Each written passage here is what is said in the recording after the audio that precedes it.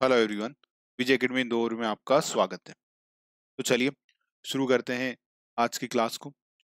आज की क्लास में हम बात करेंगे लेखांकन अवधारणाओं के ऊपर, अकाउंटिंग कंसेप्ट के ऊपर। तो अकाउंटिंग कंसेप्ट आप इसको मार्क करेंगे आईएमपी। ठीक है। अगर किसी भी एग्जाम में अकाउंट्स के बारे में लिखा हुआ है और वहां पर अगर स्पेशली मेंशन कर दिया है कंसेप्ट को, अवधारणाओं को, तो क्वेश्चन आना ही है। और अगर जहां भी लिखा है अकाउंटेंसी तो यहां से एक क्वेश्चन मिनिमम बनता है। एक मिनिमम क्वेश्चन है यहां से पूछना हर एग्जाम। तो इसलिए ये एक आईएमपी टॉपिक है। आप इसको अच्छे से समझिएगा, अच्छे से पढ़ के जाइएगा। आपका मिनिमम एक क्वेश्चन यहाँ से बनेगा ही बनेगा, मतलब बेयर मिनिमम एक क्वेश्चन है। और कई बार ऐसा भी देखा गया है कि 4 से 5 क्वेश्चन भी पूछे जाते हैं। ठीक है। जब ज्यादा नंबरों का पेपर होता है या ज्यादा क्वेश्चन पूछने होते हैं तो बेयर मिनिमम एक क्वेश्चन होता है और मैक्सिमम 5 5 क्वेश्चन यहाँ से बनते हैं। ठीक है। तो इसे अच्छे से ध्यान रखिएगा, इसलिए मैंने सबसे पहले आपको ये बता दिया कुछ भी पढ़ाने के पहले, ताकि आपको पता रहे कि किस टॉपिक की कितनी इम्पोर्टेंस है। ठीक है। तो ये ध्यान रखिएगा, आईएमपी कैटेगरी में इसको मार्क करिएगा। चलिए, तो पहला जो बात करते हैं कंसेप्ट पर, वो है लागत की अवधारणा। ठीक है। इसको क्या बोला जाता है? Cost concept. तो कॉस्ट कंसेप्ट या लागत की अवधारणा का मतलब क्या होता है? तो देखिए, इसका मतलब ये होता है कि जब भी आप अपनी बुक्स में क्या करेंगे, जब भी आप अपनी बुक्स में जो फिक्स असेट्स हैं, ठीक है, जो संपत्तियां हैं, उसको किस पर बताना है? जो भी फिक्स असेट्स हैं उसको आपको किस पर बताना है? तो उसको आपको बताना है कॉस्ट पर। किस पर बताना है? कॉस्ट पर, लागत पर। ठीक है। किस पर बताएंगे आप अपनी फिक्स असेट्स को? जो भी संपत्तियां हैं उन संपत्तियों को आपको किस पर बताना है? Cost per. ठीक है। तो ये कौन सा कंसेप्ट बोलता है? ये कंसेप्ट बोलता है लागत कंसेप्ट। कि किसी भी व्यापार में जो भी संपत्तियों का आप यूज कर रहे हो, जो भी असेट आप यूज कर रहे हैं, उन सभी असेट्स को जब आप अपनी बैलेंस शीट में या बुक्स में दिखाएंगे तो किस वैल्यू पर दिखाएंगे? तो आप दिखाएंगे कॉस्ट पर। तो कॉस्ट को क्या बोलते हैं? लागत। लागत का मतलब क्या हुआ? लागत का मतलब ये हुआ कि जो भी आपने असेट खरीदी, उसको खरीदने में जो भी आपके खर्चे लगे, वो सारे खर्चे क्या बोले जाएंगे? वो सारे वो खर्चे बोले जाएंगे। या जो आपने पैसा दिया है, वो सारे जो पैसा आपने दिया है उन सभी को हम क्या बोलेंगे उसके लिए? कि ये संपत्ति की क्या है? ये संपत्ति की लागत है। ठीक है। तो हमें किस पर दिखाना है? लागत पर। तो अब एक एग्जाम्पल लेते हैं ताकि चीजों को आपको और आसानी से समझ में आए। तो देखिए, एग्जाम्पल के लिए हमने एक लिया कि एबीसी लिमिटेड है। क्या है? एबीसी लिमिटेड है। अब इस एबीसी लिमिटेड ने एक मशीन खरीदी। क्या परचेज करी इन्होंने? मशीन परचेज करी। ठीक है। मशीन किस लिए परचेज करी? ताकि ये अपना इनका काम है, सपोज करिए बाइक बनाने का। इनका काम क्या है? बाइक बनाने का। तो बाइक का जो मॉडल बनाते हैं या कार जो बनाते हैं, उसके लिए ये मशीन उपयोगी है। मतलब यहाँ से वो स्टील की रॉड डालेंगे और उधर से बाइक का मॉडल बन करके निकल जाएगा। ठीक है। मतलब जो बाइक के कंपोनेंट है, टायर के अलावा, वो सारी चीजें बना करके ये मशीन जो है बना देगी। ठीक है। तो अब ये मशीन इन्होंने बाय करी और इस मशीन को बाय करने के लिए इन्होंने चुकाए कितने रुपए? इन्होंने चुकाए 10 लाख रुपए। कितने चुकाए? 10 लाख रुपए। और अब ये मशीन जो थी, ये मशीन को फैक्ट्री तक लाने के लिए इन्होंने भाड़ा दिया। कितना भाड़ा दिया? सपोज करिए 1 लाख रुपए का किराया लग गया इस मशीन को फैक्ट्री तक लाने के लिए। ठीक है। तो अब हम इस मशीन की लागत क्या बोलेंगे? इस मशीन को हमको कितने में पड़ी? मतलब जब तक हम इसे अपनी फैक्ट्री तक लेकर के आए, उसमें हमने 1 लाख रुपए का तो भाड़ा दे दिया। तो अब ये मशीन की कॉस्ट कितने की हो गई? तो ये तो मशीन परचेज करने के लिए जो था प्राइस वो चुकाया हमने, और साथ में जो इस मशीन को हमारी फैक्ट्री तक लाने के लिए जो भाड़ा लगा 1 लाख रुपए का, इसको भी हम क्या कर देंगे? जोड़ देंगे। तो हमारे कितने आ जाएंगे? 11 लाख रुपए। तो इस मशीन को लाने की जो लागत है, जो कॉस्ट है, वो कितनी आएगी? वो आएगी 11 लाख रुपए। तो हम क्या बोलेंगे, कितने की मशीन पड़ी हमको, 11 लाख रुपए की। तो ये कंसेप्ट क्या बोलता है, कॉस्ट कंसेप्ट? कॉस्ट कंसेप्ट यही बोलता है कि जो भी आप असेट खरीद रहे हैं, तो उसको आपको अपनी बुक्स में किस मूल्य पर दिखाना है, उसको आपको अपनी बुक्स में कॉस्ट पर दिखाना है। बुक में किस पर दिखाएंगे, बुक्स में तो कॉस्ट पर दिखाएंगे। ठीक है, समझ में आ गई बात? समझ में आई बात? किस पर दिखाएंगे हम उसे, कॉस्ट पर। ठीक है, ये समझ में आई बात? तो जब भी कोई असेट आप खरीदें उसे कितने में दिखाएंगे, आप किस पे दिखाएंगे, कॉस्ट पर दिखाएंगे। तो एक और एग्जांपल ले लेते हैं ताकि चीजें और अच्छे से समझ में आए, और फिर इस पर क्वेश्चन किस प्रकार का एग्जामिनर फ्रेम करता है उस पर आएंगे। तो देखिए एग्जाम्पल नंबर 2। अब एबीसी लिमिटेड ही रखते हैं अपन, कि एबीसी लिमिटेड है, कोई भी नाम रख सकते हैं, ऐसा कोई दिक्कत नहीं है। तो एबीसी लिमिटेड, अब एबीसी लिमिटेड ने क्या करा, एबीसी लिमिटेड अपनी एक फैक्ट्री ओपन करने वाली है, नई फैक्ट्री लेने वाली है। तो अब इस फैक्ट्री लगाने के लिए इनको क्या चाहिए, इनको चाहिए थी लैंड, भूमि, इनको चाहिए थी भूमि। तो अब इन्होंने मार्केट में पता करा, तो इनको चाहिए थे, सपोज करो 200 एकड़ जमीन। कितनी, 200 एकड़ जमीन इनको चाहिए थी। अब इस 200 एकड़ जमीन में के लिए इन्होंने पता करा, तो इनको 200 एकड़ की जमीन एक जगह मिल रही थी, कितने में, सपोज करिए 50 करोड़ की। कितने की मिल रही थी, 50 करोड़ की। कितने की मिल रही थी, 50 करोड़ रुपए की 200 एकड़ जमीन मिल रही थी, जिसमें अपनी फैक्ट्री लगाने वाले। और इस फैक्ट्री की रजिस्ट्री कराई इन्होंने। अब जैसे आपको पता है कि जब मकान आप खरीदो तो उसकी रजिस्ट्री करानी पड़ती है। तो इस फैक्ट्री की कंपनी ने जिस व्यक्ति से खरीदी, जिस किसान से खरीदी, उससे इन्होंने रजिस्ट्री कराई। और इस रजिस्ट्री में इनको लग गए कितने, 5 करोड़ रुपए की रजिस्ट्री हुई। मतलब जो स्टाम्प का खर्चा आया, वकील को पैसे दिए, है ना, रजिस्ट्री के जो चार्जेस हैं वो इन्होंने जोड़ा। तो ये जोड़ा इन्होंने कितना, इन्होंने जोड़ा 5 करोड़ रुपए। ठीक है, 5 करोड़ रुपए इन्होंने जोड़ा। तो अब हम क्या बोलेंगे, जो लैंड हमको ये पड़ रही है, जो लैंड हमको ये पड़ रही है, ये कितने की पड़ी, ये पड़ी 55 करोड़ रुपए की। कितने की पड़ी, 55 करोड़ की। तो अब जब कंपनी एबीसी लिमिटेड अपनी बैलेंस शीट बनाएगी, जब एबीसी लिमिटेड अपनी बैलेंस शीट बनाएगी, तो यहां पर जब उसको लैंड दिखाना होगी, तो वो कितने की दिखाएगी, वो दिखाएगी 55 करोड़ रुपए की। कितने की दिखाएगी, 55 करोड़ रुपए की। क्यों, क्योंकि 50 करोड़ तो उसने चुकाए, और 5 करोड़ रुपए जो है रजिस्ट्री में लग गए। कुल मिलाकर के कितने की लागत पड़ी, कितनी लागत में ये उनको लैंड पड़ी, तो ये पड़ी 55 करोड़ रुपए की। तो इस पर बुक्स में किस पर दिखाया जाएगा इसको, तो बुक्स में दिखाया जाएगा इसको 55 करोड़ रुपए की वैल्यू पर। बात समझ में आई, कॉस्ट कंसेप्ट समझ में आया? तो ये तो हो गई क्या, कॉस्ट कंसेप्ट की बात की। कॉस्ट कंसेप्ट क्या बोलता है, कॉस्ट कंसेप्ट ये बोलता है कि जो भी आप फिक्स असेट्स अपने व्यापार में दिखाएंगे, वो किस पर दिखाएंगे, वो दिखाएंगे लागत पर। ठीक है, समझ में आया ये कंसेप्ट? तो ये कंसेप्ट ये बोलता है। तो अब एग्जामिनर क्वेश्चन क्या पूछता है, एग्जामिनर क्वेश्चन आपसे ये पूछता है कि किस अवधारणा के अंतर्गत या किस कंसेप्ट के अंतर्गत फिक्स असेट्स को उनकी लागत में दिखाया जाता है, लागत मूल्य पर दिखाया जाता है, या कॉस्ट प्राइस पर दिखाया जाता है। तो हमारा आंसर क्या हो जाएगा, कॉस्ट कंसेप्ट। क्या बोलेंगे हम कि एग्जामिनर आपसे ये क्वेश्चन पूछेगा कि किस अवधारणा के कारण या किस कंसेप्ट के कारण जो फिक्स असेट्स होती है, उन्हें बुक्स में कॉस्ट पर दिखाया जाता है। तो हमारा आंसर क्या हो जाएगा, कॉस्ट कंसेप्ट।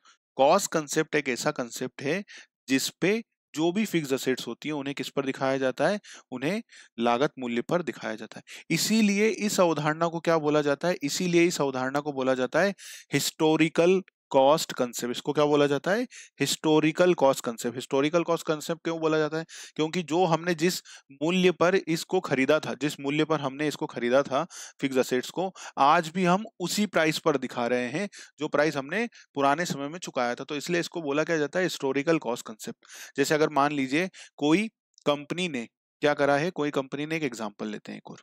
अब सपोज करिए ये जो कंपनी है, ये कंपनी सपोज करिए कौन सी, हम ले लेते हैं टाटा कंपनी।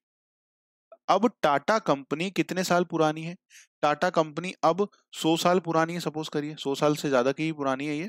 अब हम पूरा जो टाटा ग्रुप है बहुत पुराना ग्रुप है, तो हम मान लेते हैं कि 100 साल पुराना ग्रुप है। अब 100 साल पहले टाटा कंपनी ने टाटा कंपनी ने क्या करी, टाटा कंपनी ने सपोज करिए एक लैंड खरीदी थी, एक क्या खरीदी थी, जमीन खरीदी थी। कितने की खरीदी थी ये जमीन? तो टाटा कंपनी ने 300 एकड़ की एक जमीन खरीदी थी, पूरा एक प्लाट खरीदा था जिस पर ये क्या बनाई है, फैक्ट्री बनाई है 300 एकड़। ये इन्होंने 100 साल पहले खरीदी थी। और कितने की खरीदी? तो सपोज करिए इन्होंने जब के समय में 10,000 रुपए में ये जमीन खरीद ली थी। कितने में खरीद ली थी? 10,000 रुपए में। 100 साल पहले खरीदी थी, 10,000 रुपए की वैल्यू उस समय बहुत थी। तो सपोज करिए इन्होंने 10,000 रुपए की वैल्यू में ये जमीन खरीद ली थी। तो इसकी लागत हम क्या बोलेंगे? इसकी लागत, कॉस्ट हम बोलेंगे कितनी है? 10,000 रुपए है।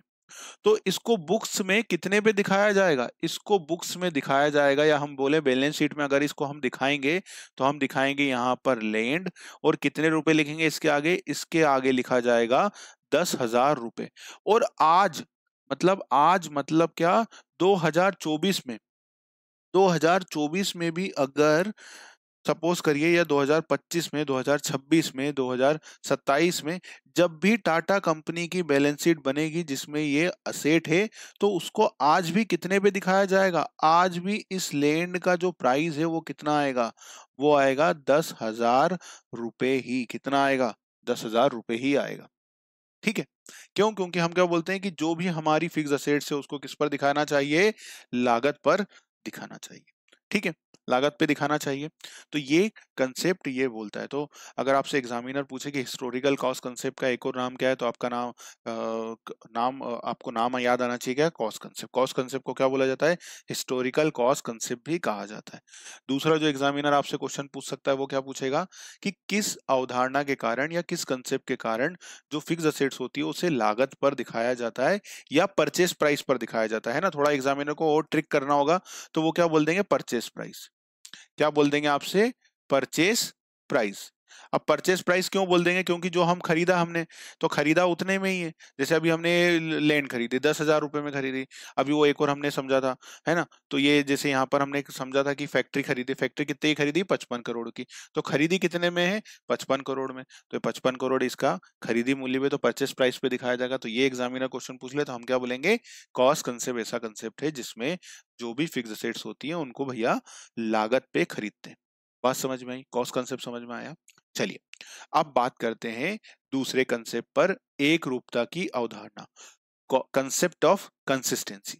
अब देखो इसका नाम ही क्या है? कंसेप्ट ऑफ कंसिस्टेंसी, है ना। तो ये आपको सबसे ज्यादा जरूरी है।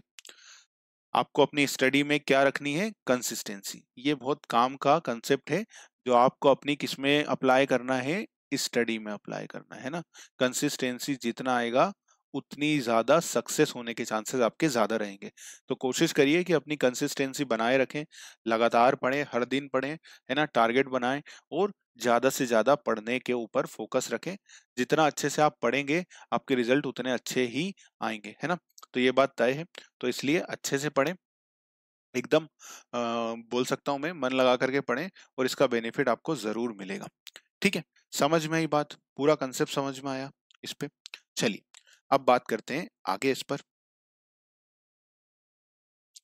तो देखिए कंसिस्टेंसी क्या बोलता है, एक रूपता की अवधारणा, कि जो भी क्या है, जो भी आपने पॉलिसी डिसाइड करी है, जो भी आपने पॉलिसी डिसाइड करी है, या जो भी आपने मेथड्स यूज करी हैं, ठीक है, जो भी आपने पॉलिसी डिसाइड करी है, जो भी आप मेथड यूज कर रहे हो, कहाँ यूज कर रहे हो? जैसे अगर हम बोलें कि डेप्रिसिएशन, डेप्रिसिएशन के लिए आप सपोज करिए हास लगाने के लिए, डेप्रिसिएशन के लिए आपने एसएलएम यूज करी है, स्ट्रेट लाइन मेथड, है ना।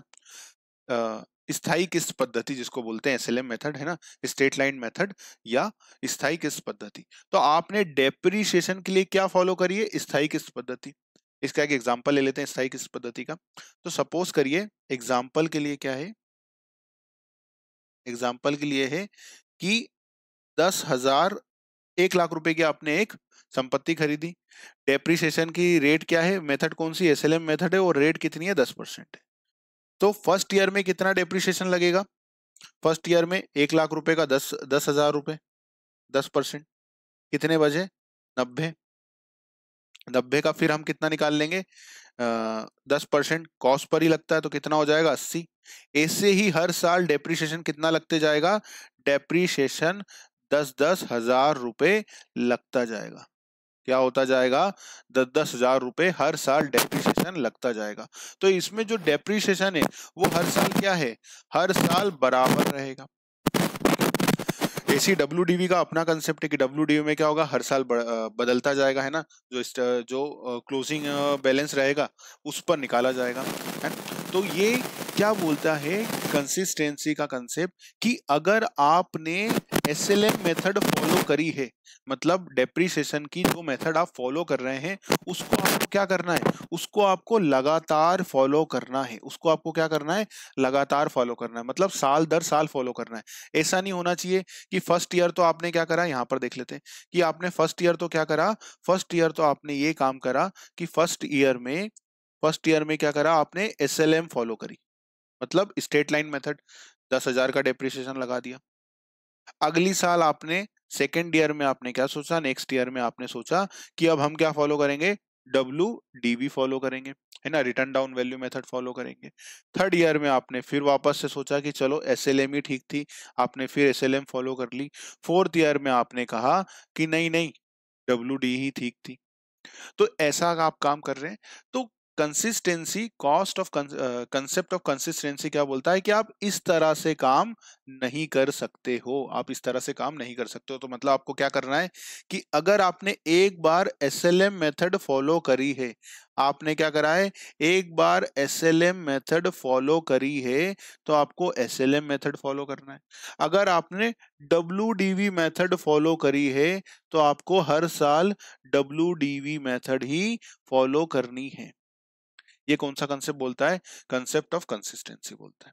ठीक है, तो ये आपको करना है। ऐसे ही अगर आपने क्या करा, आपने स्टॉक का वैल्यूएशन करते हैं, तो अब देखिए स्टॉक का वैल्यूएशन अगर हम करते हैं, हमारा जो कॉस्ट स्टॉक होता है उसको हम, उसका जो मूल्यांकन है ना, स्कंद का मूल्यांकन है, वो कैसे करते हैं? नॉर्मली जो फॉलो करते हैं, हम क्या करते हैं, नॉर्मली हम फॉलो करते हैं कि जो भी आपकी क्या है, जो भी आपकी कॉस्ट है, जो भी आपकी क्या है, कॉस्ट और मार्केट प्राइस, कॉस्ट और मार्केट प्राइस में जो भी क्या हो, मार्केट प्राइस में जो भी क्या हो, लोअर हो, जो भी क्या हो, लोअर हो, उस पर हम क्या करते हैं, हमारे स्टॉक का वैल्यूएशन करते हैं। तो ऐसी हर जगह अलग अलग मेथड यूज होती हैं। तो ये कंसेप्ट क्या बोलता है कि जो भी आप काम कर रहे हो, जो भी आप मेथड यूज कर रहे हो, या जो भी आप पॉलिसी यूज कर रहे हो, उसमें क्या लगे, क्या होनी चाहिए, उसमें एक रूपता होनी चाहिए। अगर हम एकदम टेक्निकल पार्ट में जाए तो उसको क्या बोली जाती है, उसमें एक रूपता होनी चाहिए। अब एक रूपता का मतलब क्या है? एक रूपता का मतलब है कि भैया एक बार जो फॉलो कर लो उसको ही चलाते रहो, एक बार जो मेथड फॉलो कर लो उसको ही चलाते रहो, उसमें बार बार चेंज नहीं करना है, ये बोला जाता है। ठीक है, बट ये कंसेप्ट और क्या बात बोलता है, ये कंसेप्ट एक बात एक ये भी बोलता है कि भैया कहीं जरूरत हो, एक तो ये समझ में आ गई कि क्या है कंसेप्ट, कॉस्ट ऑफ कंसिस्टेंसी क्या बोलता है कि अगर आपने एक बार डेप्रिसिएशन की जो मेथड फॉलो करी उसी को फॉलो करो, आपने स्टॉक के वैल्यूएशन की अगर जो मेथड फॉलो करी उसी को फॉलो करो, आपने इन्वेस्टमेंट के लिए जो मेथड फॉलो करी उसी को फॉलो करो, उसमें बार बार चेंज मत करो। ये कंसेप्ट क्या बोलता है, कॉस्ट ऑफ कंसिस्टेंसी का ये बात बोलता है। ठीक है, बट अगर क्या हो रहा है, बट अब समझना, बट अब कोई लॉ की रिक्वायरमेंट है, क्या है, लॉ की रिक्वायरमेंट है, मतलब अब इनकम टैक्स ने बोल दिया है, क्या बोल दिया है, सपोज करो एक लॉ की रिक्वायरमेंट आ गई, इनकम टैक्स डिपार्टमेंट ने एक नया लॉ लाया, इनकम टैक्स में एक नया सेक्शन आया और उस सेक्शन में सबको बोल दिया कि जो भी कंपनियां, सबको SLM फॉलो करनी है मैंडेटरली, मतलब अनिवार्य रूप से आपको क्या फॉलो करना है, आपको SLM मेथड फॉलो करना है अपनी बुक्स बनाती समय भी, मतलब बुक्स जो आप बनाओगे अपने नॉर्मल व्यापार के लिए, उस बुक्स में भी आपको अब कौन सी मेथड फॉलो करनी है, SLM मेथड फॉलो करनी है। तो लॉ की ऐसी कोई रिक्वायरमेंट हो गई है, तो क्या फिर हम चेंज करेंगे? अब मान लो जो WDV फॉलो कर रहे थे, जो WDV मेथड फॉलो कर रहे थे, अब उनको क्या फॉलो करना पड़ जाएगी, SLM मेथड, है ना, स्थायी किस पद्धति फॉलो करना पड़ जाएगी। क्यों? क्योंकि लॉ ने ऐसा बोल दिया है। तो क्या ऐसा कर सकते हैं? तो ये कंसेप्ट बोलता है भैया ऐसा बिल्कुल कर सकते हैं, मतलब ये बोलते हैं ऐसा पत्थर की लकीर नहीं हो गई है, कि आप एक बार जो फॉलो कर लिया उसी को फॉलो करो। अगर लॉ की रिक्वायरमेंट है या आपको लगता है कि भैया हम जो चेंज करेंगे, मतलब जो हम मेथड्स को चेंज करेंगे उससे और अच्छा लोगों के सामने प्रेजेंटेशन जाएगा, हमारी जो वित्तीय विवरण है, बैलेंस शीट है, फाइनेंशियल स्टेटमेंट है, वो और ज्यादा लोगों को समझ में आएंगे, उनको और ज्यादा इंफॉर्मेशन अच्छे से मिल पाएगी, इसलिए चेंज कर रहे हैं। तो ये अवधारणा बोलती है तब आप चेंज कर सकते हो, है ना। मतलब अब जरूरत है तो आप चेंज कर सकते हो, नॉर्मली आपको क्या करना है, एक जैसा ही फॉलो करना है। ये बोलता है क्या, कॉस्ट ऑफ कंसिस्टेंसी। समझ में आई कॉस्ट ऑफ कंसिस्टेंसी। अब देखो, ये तो हो गई क्या बात कंसेप्ट की। अब एग्जामिनर यहां से क्वेश्चन कैसे उठाते हैं, तो एग्जामिनर क्वेश्चन ये उठाते हैं कि किस अवधारणा के कारण, किस अवधारणा के कारण या किस कंसेप्ट के कारण मेथड, जो डेप्रिसिएशन की मेथड है या जो पॉलिसी कंपनी अपनाती है उसमें चेंज नहीं कर सकते। किस अवधारणा के कारण जो भी पॉलिसी या मेथड आप फॉलो करते हैं उसमें चेंज नहीं कर सकते। ये कौन सी अवधारणा बोलती है कि आप इसमें चेंज नहीं कर सकते या चेंज करने से रोकती है? तो हमारा आंसर क्या हो जाएगा, कंसेप्ट ऑफ कंसिस्टेंसी जो है ये हमें मेथड चेंज करने से क्या करती है, रोकती है, कि आप बार बार अपनी मेथड्स को चेंज नहीं कर सकते। एक तो इस तरह का क्वेश्चन एग्जामिनर पूछ सकता है। दूसरा एग्जामिनर क्वेश्चन क्या पूछ सकता है, दूसरा एग्जामिनर क्वेश्चन ये पूछ सकता है कि किस अवधारणा के कारण एक बार जो पॉलिसी अपनाई गई है या डेप्रिसिएशन की जो मेथड यूज की गई है उसे ही लगातार यूज करते रहना है। ये किस अवधारणा के कारण है कि एक बार आपने डेप्रिसिएशन की जो मेथड फॉलो करी है, स्टॉक वैल्यूएशन की जो मेथड फॉलो कर रही है, उसको लगातार वही मेथड को यूज करना है। ये किस अवधारणा के कारण बोला गया है, कौन सी अवधारणा बोलती है कि भैया इसको फॉलो करते रहो, इसमें कोई चेंज ना करो? तो हम क्या बोलेंगे, कंसिस्टेंसी। कंसेप्ट ऑफ कंसिस्टेंसी जो है हमें ये बात बोलता है कि जो मेथड फॉलो करी है उसको फॉलो करते रहो। तो ये दो प्रकार के इस तरह के क्वेश्चन यहाँ से बन सकते हैं। समझ में आया कंसेप्ट? दोनों कंसेप्ट समझ में आए एकदम परफेक्टली, है ना। डिटेल में पढ़ाने का बस यही कारण है कि जब एग्जामिनर आपके सामने क्वेश्चन रखे तो आपको वो क्वेश्चन देखते से ही समझ में आ जाए कि क्वेश्चन कौन से वाले कंसेप्ट से आया है। तो दोनों कंसेप्ट समझ में आ गए।